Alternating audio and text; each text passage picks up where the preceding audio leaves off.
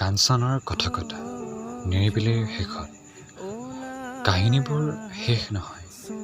শেষ বুলি ভাবিলেও শেষ যেন লাগিলেও শেষটোৱে কঢ়িয়াই আনে এক নতুন আৰম্ভণি। কথাবোৰ হৈ থাকে, সময়বোৰ গৈ থাকে, ভৰি থাকে অনুভৱৰ সেউজীয়া কৰণী।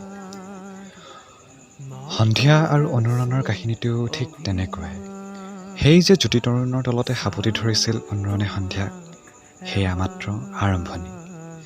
5 বছৰে বুকুত হেঁচি থোৱা অনুৰণৰ ভালপোৱাৰ কাহিনী সিমানতে শেষ কৰিবলৈ সময়ো চাগে ইমান নিষ্ঠুৰ নহয়।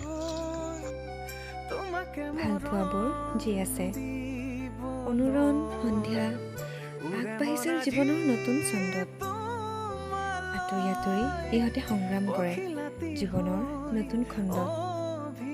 সংগ্ৰাম প্ৰতিষ্ঠাৰ, সংগ্ৰাম মিলনৰ, সংগ্ৰাম সপোন পূৰণৰ। মাজতে এদিন সন্ধিয়া তেজপুৰ বিশ্ববিদ্যালয়লৈ গৈছিল। কেইদিনমান আছিল। ভালেখিনি সলনি হোৱা চৌহদটোত ক'ৰবাত সিহঁতৰ হাঁহিবোৰ হেৰুৱাইছিল যদিও বিচাৰি পাইছিল স্মৃতিৰ সৰাপাত। কাঞ্চনে কাকো নাপাহৰে। সকলোৰে মৰম কঢ়িয়াই থাকে সংগোপনে। উভতি অহাৰ পাছতেই অনুৰণৰ ফোন, আজি ইউনিভাৰ্চিটিলৈ গৈছিলা?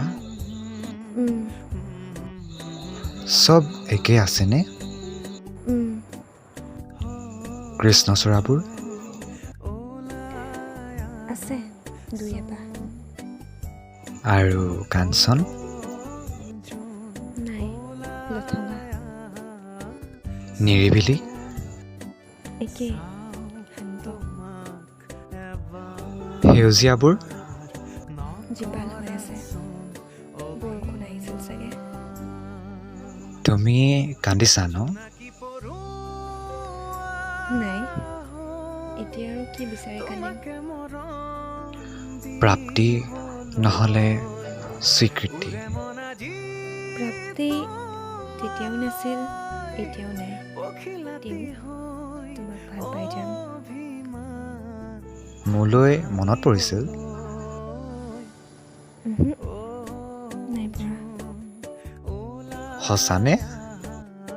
তুমি তাতেই আছিলা, ইউনিভাৰ্চিটিৰ বতাহজাকৰ মাজত।